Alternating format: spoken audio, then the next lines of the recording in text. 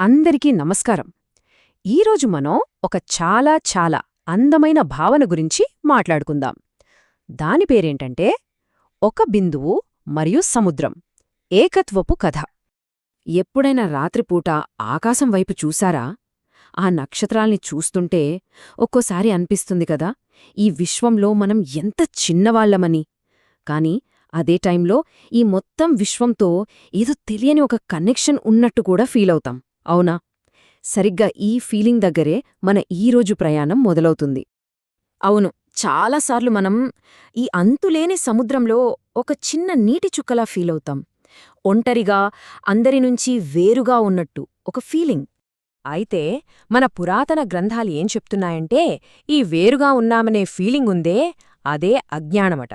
అంటే అది నిజం కాదు, కేవలం ఒక భ్రమ, ఒక ఇల్యూషన్ అన్నమాట. సరే, మరి భ్రమ నుంచి బయటపడటం ఎలా? దానికి సమాధానంగా మన ఉపనిషత్తులు ఒక అద్భుతమైన మాటను చెప్పాయి. అదే ఏకోహం బహుశ్యామి. దీని అర్థమేంటంటే, నేను ఒక్కడినే, కాని నేనే అనేకమవుతాను. చూడండి ఎంత గొప్పగా ఉందో!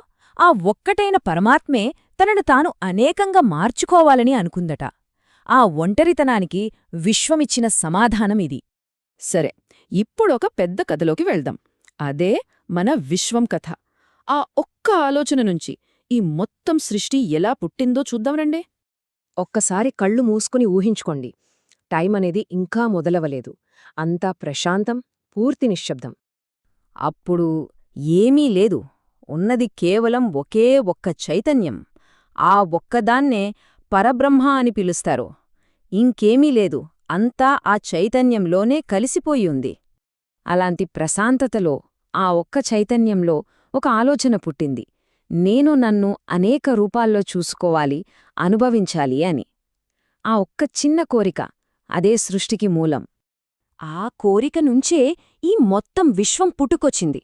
నక్షత్రాలు, గ్రహాలు, మనలాంటి జీవులు అన్నీ ఆ ఒక్క సంకల్పం నుంచే వచ్చాయనమాట. సరే, ఈ భావనను మనం కూడా ఫీల్ అవ్వడానికి ట్రై చేద్దాం.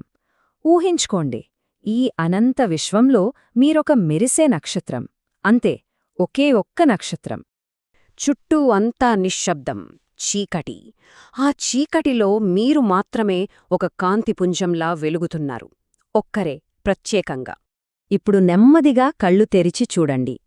మీ చుట్టూ మీలాంటి కోటానుకోట్ల నక్షత్రాలు, ఒక గ్యాలక్సీ. ప్రతి నక్షత్రానికి దాని సొంత కాంతి, దాని సొంత ప్రయాణం. కాని అన్నీ ఒకే ఆకాశంలో ఉన్నాయి కదా.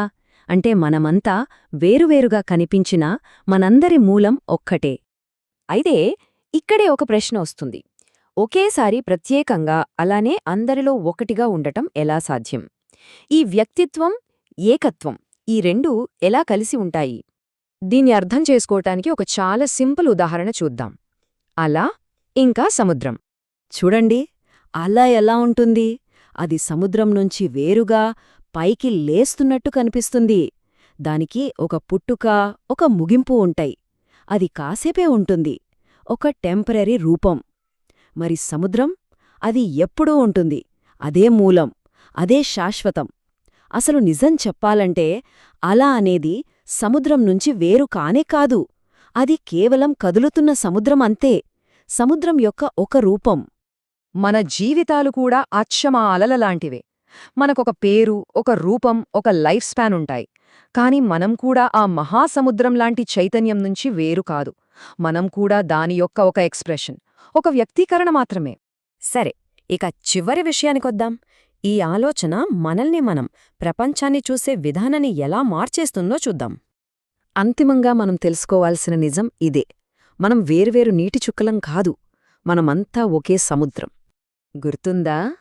ఏకోహం బహుశ్యామి. దాని అసలైన అర్థం ఇదే. ఉన్నది ఒకే ఒక్కటే, కాని అది లెక్కలేనన్ని రూపాల్లో మనకు కనిపిస్తోంది. దీని ప్రకారం చూస్తే, అడవిలో ఉన్న చెట్టు, ఆకాశంలో మెరిసే నక్షత్రం, మన పక్కన కూర్చున్న మనిషి, చివరికి మనం కూడా, అన్నీ ఆ ఒక్కదాని రూపాలే. ఆలోచిస్తే అద్భుతంగా లేదు? సరే, ఈ విశ్లేషణను ఒక చిన్న ప్రశ్నతో ముగిద్దాం. ఒక్కసారి ఆలోచించండి, మన చుట్టూ ఉన్న ప్రతి మనిషి, ప్రతి జంతువు, ప్రతి నక్షత్రం అన్నీ ఆ ఒక్కదాని రూపాలే అయితే, మరి వారిని మనం వేరుగా, భిన్నంగా ఎలా చూడగలం? బహుశా మన మధ్య కనిపించే తేడాలన్నీ నిజం కాదేమో, ఒక భ్రమేనేమో.